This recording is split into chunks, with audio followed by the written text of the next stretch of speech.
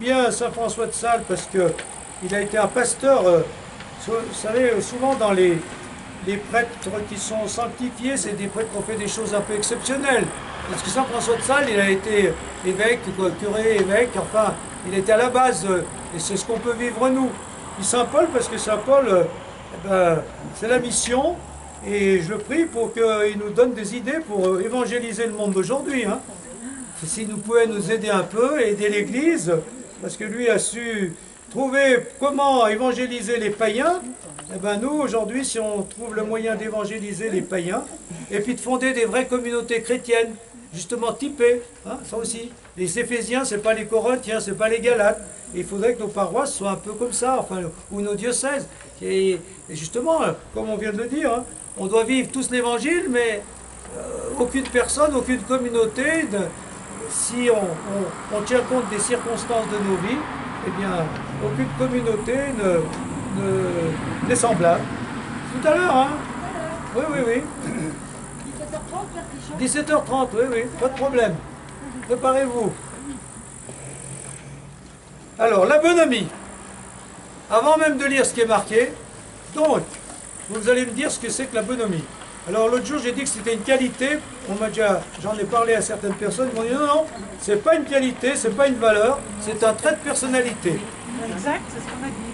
Ben oui, mais pourquoi alors? Qu'est-ce que c'est que la bonhomie? C'est quelqu'un d'aimable, ça se lâche. C'est quelqu'un tout en rondeur. Voilà. C'est ça la bonhomie, quelqu'un tout en rondeur. Mais il y en a qui peuvent l'être plus facilement que d'autres. Hein. La rondeur. Oui, il est en rondeur, mais dans la manière d'être, voilà, on arrange les choses, on laisse couler les choses. C'est ça la bonhomie. ça ne veut pas dire qu'il soit en profondeur. Hein. Comment? Il est en rondeur, mais peut-être pas en profondeur, Joviane. Ah ben il est en rondeur, mais peut-être pas en profondeur. C'est peut-être ce qu'on peut reprocher. Mais justement, alors, voilà. Mon tempérament et l'éducation que j'ai reçue m'aident à montrer à tous de l'amabilité, de l'indulgence, de la courtoisie et de la patience. Ça s'arrête là. Hein. L'amabilité est très aimable. Hein.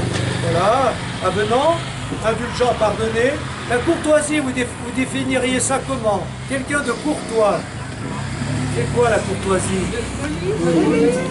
Poli. Comment? Courtoisie, c'est laisser passer les autres devant soi dans une file d'attente. Voilà. La courtoisie. Le respect des autres. Voilà des mots. Ah, c'est pas un mot qui est dans l'évangile, par exemple, ça. Hein? Vous voyez, c'est bien parce que c'est des valeurs qui viennent un peu de l'amour des autres, voilà. Et de la patience, hein, vous savez tout ce que ça veut dire. Je ne m'écarterai pas de cette voie, Saint François de Sales est mon grand maître. Oh, comme je voudrais lui ressembler vraiment, donc il revient, et en toute chose. Pour ne pas manquer aux grands préceptes du Seigneur, je serai prêt à affronter même la dérision et le mépris. Être doux et humble de cœur. Ça, c'est l'évangile, c'est Jésus. Ça va avec la bonhomie, mais quand même, c'est un peu autre chose, mais enfin, c'est lui qui le dit. Être doux et humble de cœur est toujours la manière de rayonner la plus lumineuse et la plus glorieuse pour un évêque ou un représentant du pape. Donc, pour rayonner ça, je laisse à d'autres les excès de la finesse et de la prétendue habileté diplomatique. Et je continue à me contenter de ma bonhomie et de ma simplicité de pensée, de parole et de comportement. En fin de compte, les choses tournent toujours à l'avantage de celui qui reste fidèle à la doctrine et aux exemples du Seigneur. Donc voilà comment il définit sa bonhomie. Je laisse à d'autres les excès de la finesse. Hein, voilà. Subtil, on est finesse dans ceux qui, hein, voilà, pour surtout lui donc, comme il était diplomate, hein, le diplomate, hein, il navigue, hein, voilà, il navigue, hein, voilà, le diplomate, voilà, eh bien, le diplomate, voilà, tandis que lui, ben non, pas de fausse diplomatie, donc je me contente de ma bonhomie, voilà, ma simplicité dans le rapport, de penser, on ne complique pas, on ne cherche pas à être subtil, hein, ou à voir le mal là où il n'est pas, de parole et de comportement, voilà. La rondeur dans la dans les rapports avec les autres. Voilà la bonhomie. Ça va comme ça? C'est toute une Je vais éducation. monter? D'accord. Le fruit de son éducation, je ne sais pas, ou de son tempérament, ou de son évolution, c'est comme ça. Hein. Il le dit lui-même, il dit l'éducation que j'ai reçue m'aide à me montrer. Ah oui, mon tempérament et l'éducation. Ah oui, il le dit lui-même. Il dit les deux. L'éducation que j'ai reçue m'aide à montrer à tous de l'amabilité, d'accord. C'est aussi son éducation. Ça va pour la bonhomie? Donc, restez simple et naturel, au lieu de vouloir être diplomate, habile, calculateur. Hein, c'est ça, hein. Il n'est pas calculateur. Voilà, c'est sûr, là-bas le mot, ça, voilà. On dit, ah mais lui il dit ça, mais voilà, on cherche toujours la petite bête. Hein. Alors que bon, allez, voilà, on prend les choses comme elles sont, puis on dit ce qu'on pense, naturellement, sans méchanceté, avec amabilité. Voilà, donc de la rondeur dans nos pensées, nos paroles, notre comportement, surtout envers les autres. Et puis de la simplicité, du naturel. Vous voyez, c'est pas compliqué tout ce qu'on vous dit cet après-midi. Hein. Ça va comme ça? Voilà. Voilà, juste Comment? c'est pas compliqué, mais c'est pas toujours facile à vivre. Ah ben ça, pas compliqué, oui. Oui. Fonction des caractères. Ensuite, l'humilité. Le Fils de Dieu, venu sur la terre pour évangéliser les hommes. Oui, vous voyez qu'il y a beaucoup de citations, mais parce qu'il a beaucoup parlé, hein, comme tous les prêtres, comme tous les évêques. Hein. Il a fait beaucoup de textes, alors c'est pour ça qu'il y a beaucoup de choses qu'on peut lire de lui. Le Fils de Dieu venu sur la terre pour évangéliser les hommes ne présente en fait d'autres enseignements immédiats plus nets et plus précis que celui-ci. L'humilité de l'esprit, de la pensée, de la parole, de la conduite. Hein, l'humilité, je suis doux et humble de cœur. Jésus ne fait pas le malin. Hein, voilà. Il ne se jette pas du haut du temple, il ne se prend pas pour le Messie, il reste l'humble serviteur des hommes et de Dieu. Souvent cette humilité est silence, cette douceur peut paraître de la faiblesse. Elle est au contraire vigueur de caractère et grande dignité de vie. Elle est une indication de valeur assurée, même dans le sens où cela facilite les rapports d'homme à homme. Le succès est toujours assuré et donné aux humbles de cœur. Celui qui ne l'est pas, celui qui cède à la tentation de la fierté présomptueuse, est voué à vivre des jours amers, à se trouver vite les mains vides, à passer des années de grande affliction. Bon, vous comprenez, hein? Voilà. C'est l'humilité, on reste humble serviteur, celui qui se prend pour on ne sait quoi, la fierté présomptueuse, qui se prend pour au-dessus des autres, et qui est, finalement, il se retrouve un jour les mains vides, hein, parce que l'humilité nous met en rapport avec les autres et avec Dieu, tout simplement. Alors que celui qui se met au-dessus des autres, par définition, il n'a pas un rapport simple avec les autres. Hein. Voilà. Tenez, je vais vous raconter. Alors voilà un bel exemple. Ça, c'est une belle anecdote. Hein, voilà. Et donc, celle qui a assisté à son élection, voilà ce qui s'est passé. Tenez, je vais vous raconter ce qui m'est arrivé le jour de mon élection. Être élu pape, c'est quelque chose. Je n'avais pas d'ambition, non. Mais être élu pape, on m'a conduit dans une pièce où traditionnellement 3 soutanes blanches de tailles différentes sont préparées. Et se met à rire. La plus large m'allait à peine. Voilà, déjà d'entrée, tout en rondeur. Le cortège a gagné alors le balcon de Saint-Pierre. Il y avait là des centaines de milliers de gens. Vous y étiez? Oui. Et ben voilà, dont une. Voilà. Occupant toute la place et aussi la via de Rome. Hein. On me l'a dit ensuite, car moi, voilà, ce qui retient de cette journée, j'étais gêné par l'éclat violent des projecteurs. Vous ne voyez rien du tout, il ne voyait pas à peine la foule. Télévision et cinéma m'empêchaient de voir. J'ai pu lire tant bien que mal les formules de la bénédiction, Ubi et Orbi. Et je ne crois pas que l'on se soit rendu compte de mon malaise. Il n'arrive même pas à lire la formule de bénédiction. Mais savez-vous ce que le pape se disait en quittant le balcon et en pénétrant dans ses nouveaux appartements? Il se disait « Sois doux et humble de cœur. Il va y avoir maintenant braqué sur toi des projecteurs de toute nature. Si tu n'es pas doux et humble de cœur, tu ne sauras plus ce qui se passe, tu ne verras plus la réalité. Comme tout à l'heure. Comme tout à l'heure sur la place Saint-Pierre, tu seras aveuglé. Voilà. Donc, l'orgueil aveugle, l'humilité nous permet de voir les choses, de voir le réel, de voir ce que l'on est. Et donc, notamment, même pape, hein, on peut très bien être limité. Voilà, on n'arrive pas à entrer dans la soutane, ou même on ne voit plus rien, on n'arrive même pas à lire. Donc, il faut accepter nos limites humaines et pas jouer au grand qui est au-dessus de tout. Rester humble. Et donc, le bon pape Jean, doux et humble de cœur. Voilà. Rester doux et humble de cœur, c'est ce qu'on doit tous vivre si on applique ça, au lieu d'être prétentieux et arrogant. Vous êtes bien tous d'accord avec ça? Oui. Voilà. Alors la pauvreté.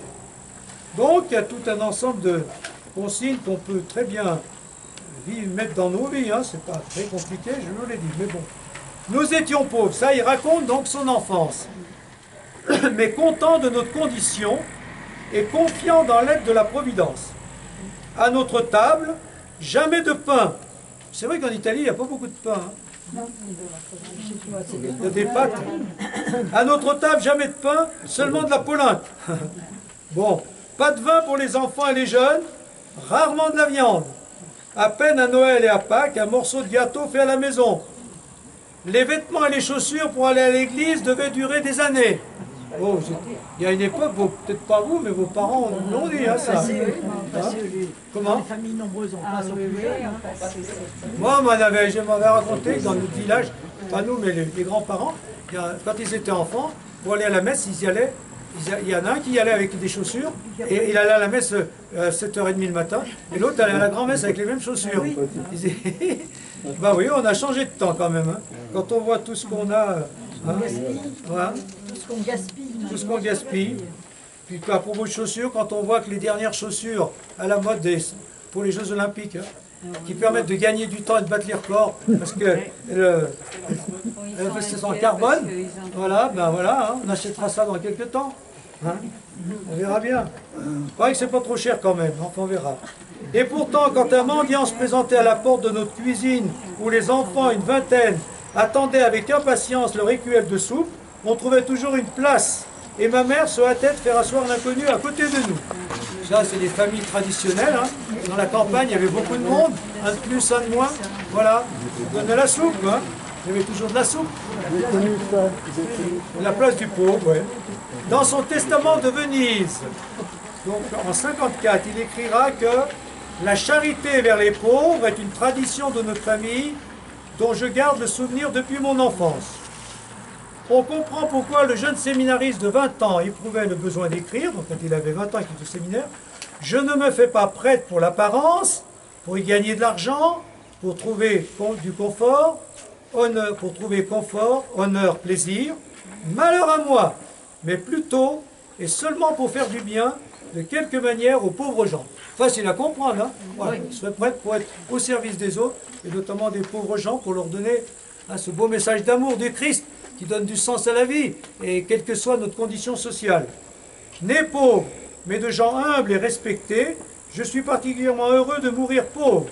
Ayant distribué selon les exigences et les circonstances de ma vie simple et modeste, au service des pauvres et de la Sainte Église, qui m'a nourri, donc de distribuer tout ce qui est passé entre mes mains. Voilà. Donc voilà sa définition de la pauvreté, ou de la béatitude heureux, les pauvres de cœur. Ce sont ceux qui donnent tout ce qui se passe entre leurs mains et qui ne gardent pas pour eux. C'est une belle définition. Hein. Dans une mesure très limitée du reste, pendant les années de mon sacerdoce et de mon épiscopat. Donc, la pauvreté, donc, issue d'un milieu pauvre, et pour lui, même en ayant de grandes responsabilités, et à Rome, ce n'est pas forcément le lieu par excellence de la pauvreté, hein, les appartements pontificaux, mais voilà, donner tout ce qui passe entre nos mains, donner aux autres plutôt que de garder pour soi. Voilà une belle définition de la pauvreté. On a, on donne, on n'a pas, ben, on se contente de ce qu'on a, même si c'est peu. Cultiver la pauvreté évangélique, en ne cherchant ni l'apparence, ni l'argent, ni le confort, ni les honneurs, ni les plaisirs, et en donnant tout ce qui se passe entre nos mains. Voilà. Donc la pauvreté évangélique, heureux les pauvres de cœur, la première béatitude, c'est bien sûr les biens matériels, mais comme il le dit, hein, c'est aussi, ben, on ne recherche pas l'apparence, ni le confort, ni les honneurs, ni les plaisirs. Hein. Donc tout ce qui est un peu valeur mondaine. Hein. Voilà. Et le pape François insiste beaucoup sur lui, le mot la mondanité, avoir un esprit mondain. Mondain, c'est-à-dire avoir un esprit qui cultive tout ce qui brille dans la société. Hein. L'argent, l'apparence, le succès, etc. Plutôt que d'ouvrir le cœur et de donner aux autres ce qu'on a, dans la mesure, bien sûr, où on peut le donner. Ça va pour la pauvreté?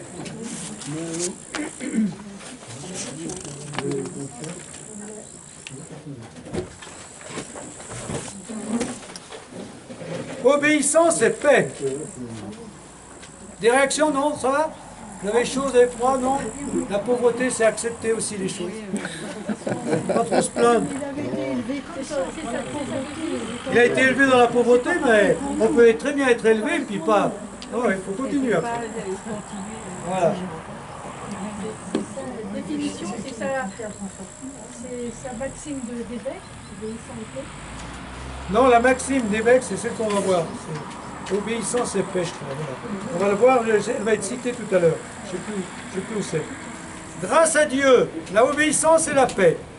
Grâce à Dieu, je me sens et je veux être vraiment indifférent à tout ce que le Seigneur veut faire de moi pour mon avenir.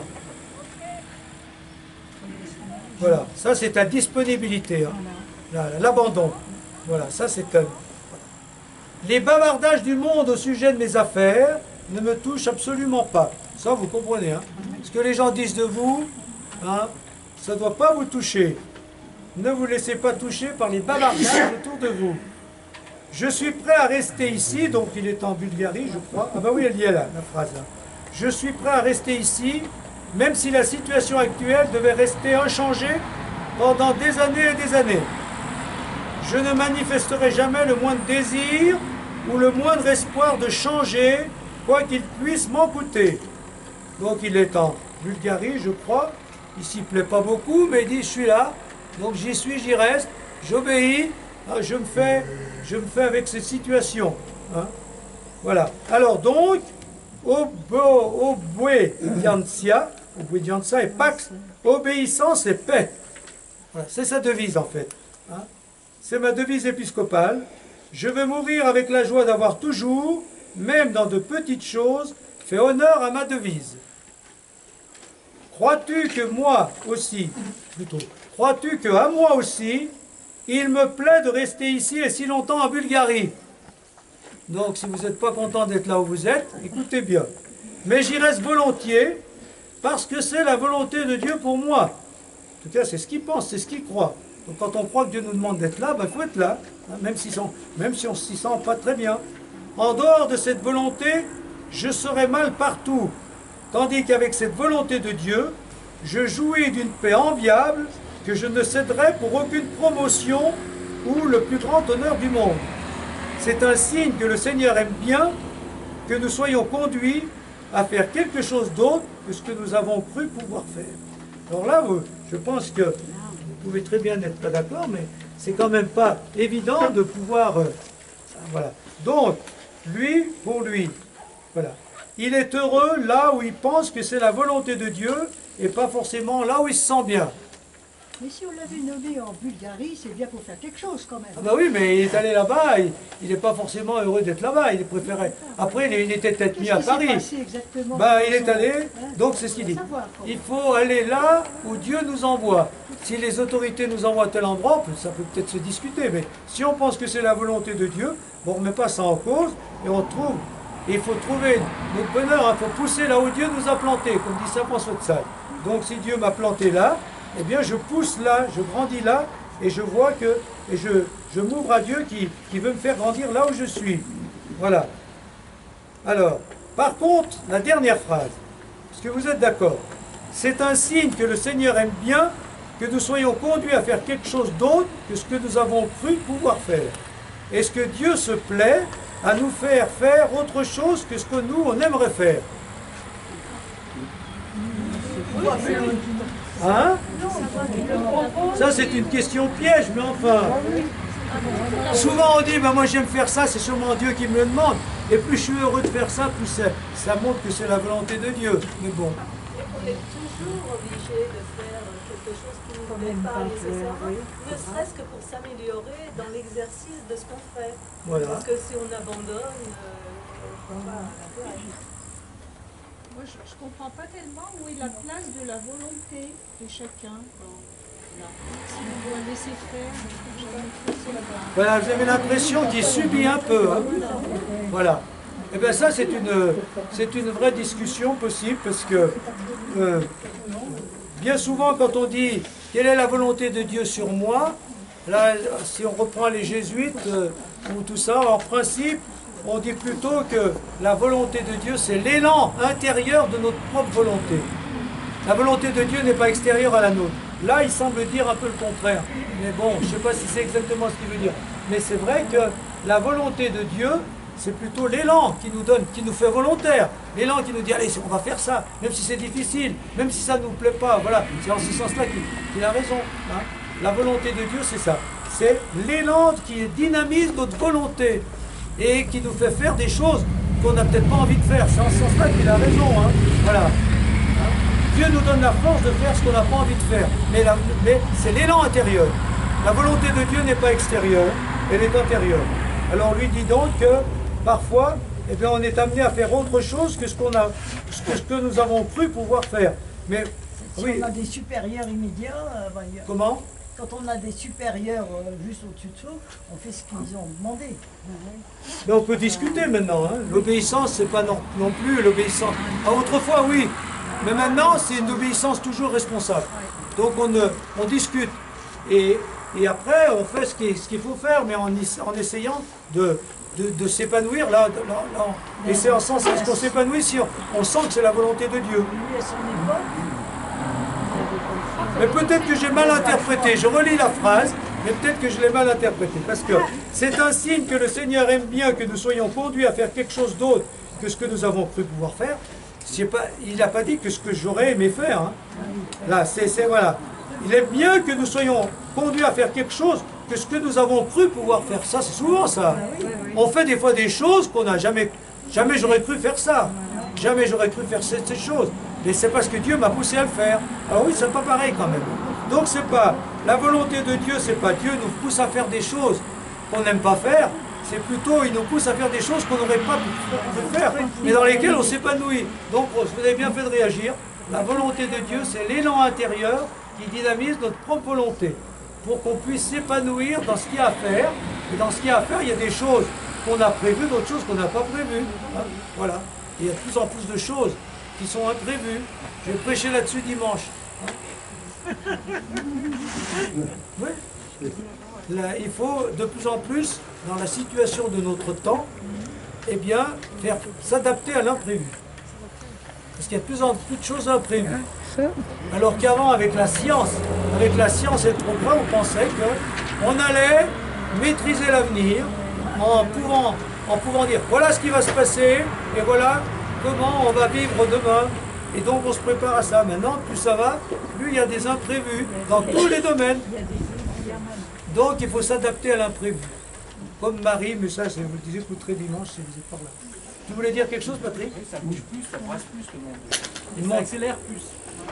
Il s'accélère, il va dans tous les sens et on ne sait pas où il va. Il s'accélère, mais où est-ce qu'il va? Qu'est-ce qu'il cherche? Quel est le but? Où va-t-on? Où va notre monde? Personne ne sait. Où va l'église? Non, mais ça, Hein? Où va l'église? Où va le c'est le monde? plus gros problème. Eh ben, où va la paroisse? Inch'Allah. Même moi, je ne le sais pas. Voilà, donc, cultiver l'obéissance en acceptant de faire autre chose que ce que nous avons cru pouvoir faire. Voilà. Hein, des fois. Mais c'est pas dans la contrainte. C'est en demandant à Dieu. Quand on dit que ta volonté soit faite, voilà, retenez bien ça. Et vous le dites à chaque Notre Père, eh bien, donne à ma volonté l'élan, l'amour, la force de faire ce que je dois faire. Hein, voilà. Et je serai heureux parce que, à la fois, je m'épanouirai, mais surtout, je ferai ce que Dieu me demande de faire. Obéissance et paix. Ça va comme ça? Le goût de la simplicité. Plus j'acquiers de maturité avec les années, chacun de vous peut le dire, et d'expérience, plus je reconnais que la voie la plus sûre pour ma sanctification personnelle et pour la réussite de mon service du Saint-Siège, reste l'effort vigilant pour tout ramener.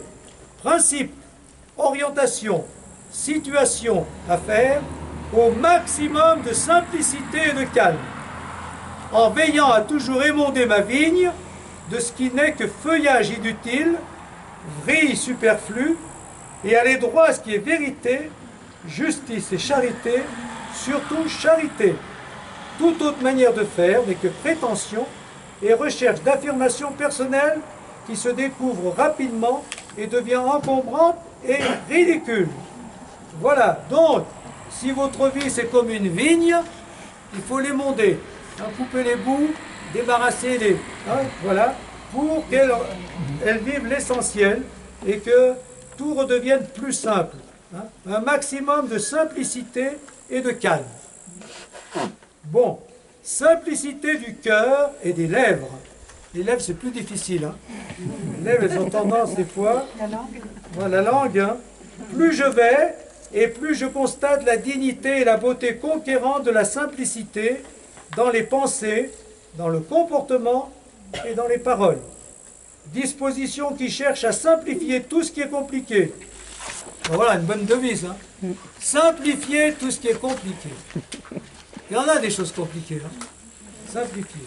À tout ramener au maximum de spontanéité et de clarté sans s'inquiéter des hommes et des hommes savants dans la pensée et les paroles. Peu importe ce que pensent les grands savants, ceux qui compliquent les choses par leur intelligence, spontanéité, vous voyez les mots qui vont ensemble, simplicité, tranquillité, spontanéité, clarté. Parfois la crainte d'être considéré comme quelqu'un de peu de valeur devient un prétexte pour se montrer arrogant, pour se donner un genre, pour se mettre en avant. Ça va ça, c'est facile à comprendre. C'est contraire à mon caractère.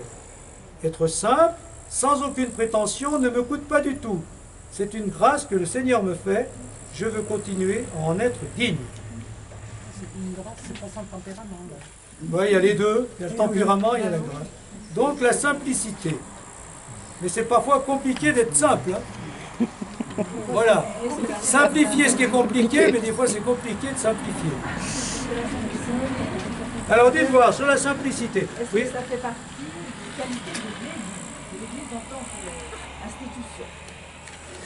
Moi, je dirais je crois pas. Eh bien, ça dépend des périodes, ça dépend des endroits, mais peut-être que justement, si on se dit que l'essentiel, comme il l'a dit tout à l'heure, qu'être chrétien, c'est vivre une amitié avec le Christ, et quand les communautés se rassemblent, elles se rassemblent autour d'un ami, donc tout ce qui est un peu apparat, voilà, tralala, on peut dire, moi je trouve que ça ne va pas dans le sens de la simplicité. Voilà. Et c'est pour ça que lui, il a ouvert la porte, mais ben oui, c'est comme ça. Il y a, normalement, la simplicité, c'est l'évangile, quand on voit Jésus, c'est quand même la vie simple. Il n'y avait pas de grande cérémonie, on n'a jamais vu Jésus, à part l'entrée par les rameaux, et ça n'a pas duré longtemps en plus. Mais à part ça, il n'y a pas eu de triomphalisme ou d'apparat dans la tenue, dans la mise en scène. Peut-être que justement, et ça c'est les tempéraments. Moi je suis d'une génération où on a essayé de simplifier, alors beaucoup ont dit trop simplifier, on a trop débarrassé de choses qui pour les gens étaient quand même importantes, y compris les statues dans les églises, etc. Et ouais, mais bon. On fait avec ce qu'on est, on était comme ça, maintenant ceux qui arrivent derrière ils rétablissent beaucoup de choses qu'on a enlevées, mais bon, je ne sais pas combien de temps ça durera, c'est comme ça. La simplicité. Est-ce qu'il y a quelqu'un a encore autre chose à dire sur ce sujet? Sans s'inquiéter de ce que pensent les autres. Comment? Sans s'inquiéter de ce que pensent les autres. Sans s'inquiéter de ce que pensent les autres. Voilà. L'amour et la vérité. Je remercie le Seigneur de m'avoir accordé une aptitude particulière à dire la vérité, en toutes circonstances, devant tout le monde, avec bonne grâce et courtoisie. Vous voyez le mot courtoisie comme il revient souvent, certes, mais aussi avec calme et sans crainte. Le calme aussi, ça rien. Dire les choses, et pour un diplomate, c'est quand même pas simple. Hein. Oser dire les choses telles qu'on les pense. Mais bon, savoir les dire de manière courtoise. Quelques petits mensonges de mon enfance m'ont laissé dans le cœur l'horreur de la duplicité et de la tromperie. Maintenant, mais ça aussi vous pouvez le dire tous, surtout que je vieillis, je veux être un homme particulièrement attentif à dire la vérité. Que Dieu m'y aide. Je l'ai répété tant de fois en le jurant sur l'Évangile. La manifestation des mystères et des secrets de la sagesse divine se fait d'elle-même. L'amour de la vérité est une sorte d'enfance perpétuelle, fraîche et délicieuse. Heureux les cœurs d'enfants. Les enfants qui disent spontanément ce qu'ils pensent, qui ne se disent pas si je dis ça, ils ne calculent pas. Donc, ça va avec l'esprit d'enfance de l'Évangile. Dire la vérité. Donc, le Seigneur les révèle aux enfants et les tient cachés aux intelligents et aux soi-disant sages du siècle, à ceux qui passent pour les sages du monde. Servir la vérité dans l'humilité. Alors voilà une très très belle phrase. Servir la vérité dans l'humilité sans humilier la vérité. Beau, hein? Voilà. Servir la vérité humblement. Voilà, c'est vrai, je dis ce que je pense, mais je ne trahis pas la vérité. Je dis ce qui est à dire. Ça c'est bien, ça c'est pas bien. C'est pas toujours facile. Hein? Voilà. Parce que dire la vérité en arrondissant les choses, c'est pas évident quand même. Oui, Oui, oui. D'autant plus la vérité peut offenser l'autre pour de multiples raisons. Et là, je trouve que c'est vraiment pas facile. Quand on sait qu'on va dire quelque chose et exactement ça va faire. Mais toutes les vérités ne sont pas bonnes à dire. Donc il faut dire des vérités que l'autre peut accueillir. Alors même si ça lui fait un peu mal, mais si ça lui fait trop mal, il ne veut pas. Donc c'est dans ce sens-là qu'il faut être un peu diplomate ou être un peu courtois. Savoir dire, tiens, si je dis ça, est-ce que ça va faire plus de bien que de mal? Ou plus de mal que de bien? Est-ce qu'il n'y a qu'une seule vérité? Comment? Il n'y a pas qu'une vérité. Non, et puis il n'y a pas qu'une vérité. Mais nous, quand on pense que, par exemple, quelqu'un se comporte mal, on ne va pas lui dire je suis content. Donc il faut lui faire comprendre qu'on n'est pas content, qu'il pourra arranger les choses. Mais lui dire d'une certaine manière, telle que ça ne va pas le blesser davantage. Hein, et le pousser à faire le contraire. Parce que des fois, quand on dit à quelqu'un tu ne devrais pas faire ci ou ça, des fois, exprès par réaction, il en rajoute. Alors, donc, c'est une affaire, la vérité.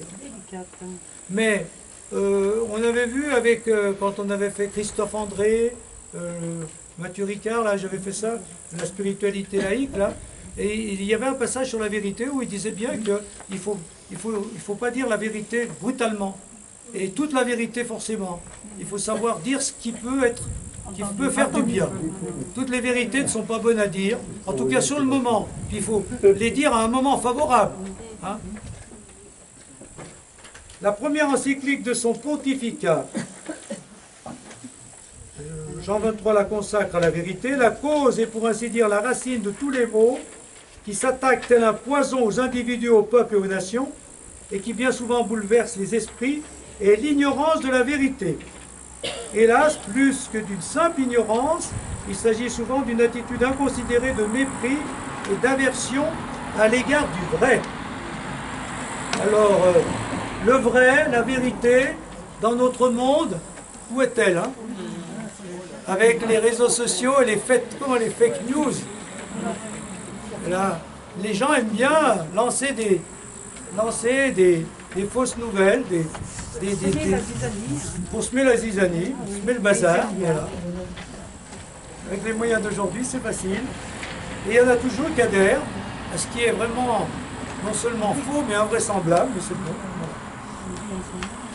Donc, essayez de dire nous-mêmes la vérité, mais pas une vérité qui blesse, une vérité qui construit. Osez dire, et puis nous, osez dire pour nous que la vérité de la vie, c'est le Christ quand même. Et lui, c'est ce qu'il dit aussi, bien sûr. Jésus, c'est le chemin, la vérité et la vie, le sens même de la vie. C'est le Christ qui nous dit ce qu'il faut vivre, vraiment. Donc, nous chrétiens, on peut dire, il faut dire, ça c'est une vérité fondamentale. Hein. Ce n'est pas des petites vérités comme pour dire à quelqu'un tu ne devrais pas faire ci ou tu devrais faire ça. Là, notre vérité à nous, c'est quand même d'être des chrétiens qui vivent, comme on l'a dit tout à l'heure, l'amitié avec Jésus. Et quand on vit l'amitié avec Jésus, on a le vrai sens de la vie. Et la vie se remplit de quelqu'un et elle est ce qu'elle doit être. La souffrance de la croix. Donc on voit à peu près tous les problèmes de la vie spirituelle. L'humilité, la pauvreté, l'obéissance, la paix, la bonhomie, on a rajouté. Et donc dans le message de l'évangile, évidemment, il y a la croix.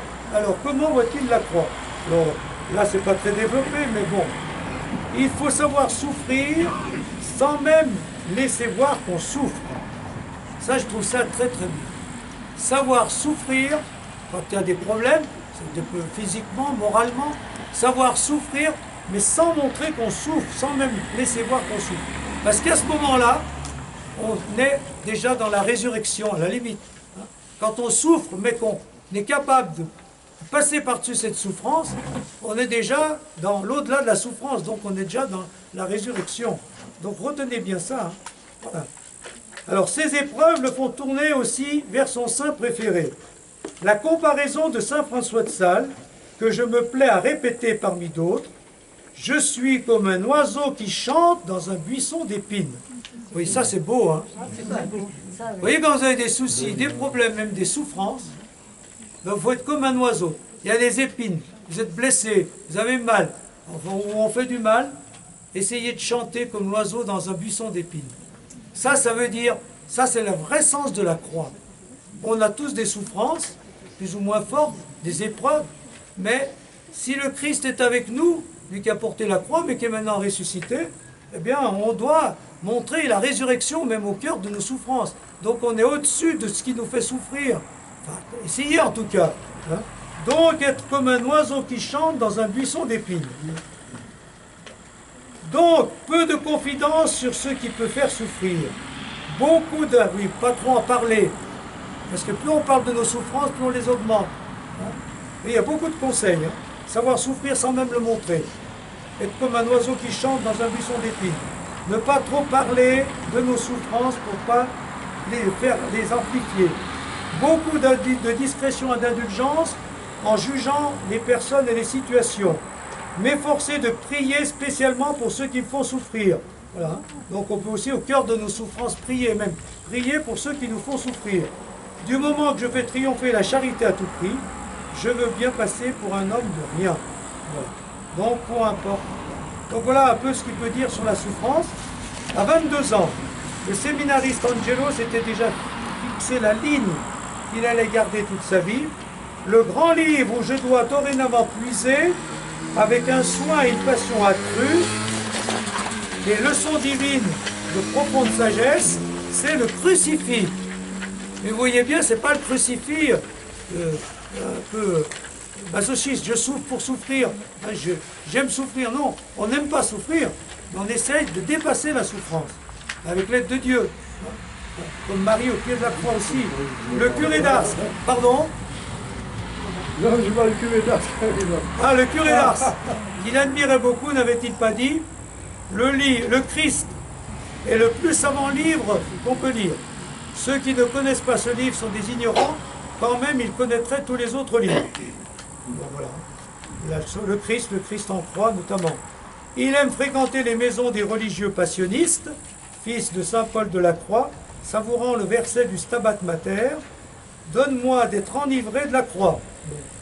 Juste après son élection papale, il prononce ces paroles étonnantes. La croix est vraiment la poésie de la vie. Elle permet d'accepter les différentes situations, les devoirs et les inévitables épreuves, tout en conservant le sourire qui donne une compréhension surnaturelle, porteuse de sérénité. Vous voyez, hein, ça rejoint tout ce qu'on a dit. Hein. La croix est la poésie de la vie. Bon. Elle permet d'accepter. Donc la croix, c'est quoi? C'est pas souffrir pour souffrir, c'est dans la vie, il y a des souffrances. Mais il faut essayer de garder la tête au-dessus de l'eau, pas trop en parler, et puis de garder, bon, de chanter si on peut chanter, hein, de garder le sourire.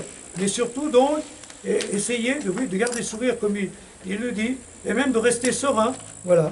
Et donc, de vivre avec cette espérance il y aura un mieux après. Voilà. Et en attendant, je supporte, je reste debout comme Marie, mais j'essaye déjà de témoigner de la résurrection, que je ressens déjà ou que je ne ressens pas encore. Vous voyez? Ça, c'est la vraie sens de la croix. Porter la croix, c'est ça. C'est porter les souffrances, mais en essayant déjà de témoigner de la résurrection, c'est-à-dire d'un mieux qui viendra après. Et puis, essayer déjà de garder dans le cœur un peu cette espérance, ou même l'amour nécessaire pour porter cette croix. Hein. Voilà. Ça va comme ça pour la croix, mais vous pouvez réagir, donc savoir souffrir sans même laisser voir qu'on souffre. Accepter les épreuves en gardant l'amour et la charité dans le cœur. Alors, est-ce facile? Qu'est-ce que vous en pensez? Pensez à vos épreuves, aux pires épreuves que vous avez eues. Est-ce que ça peut éclairer?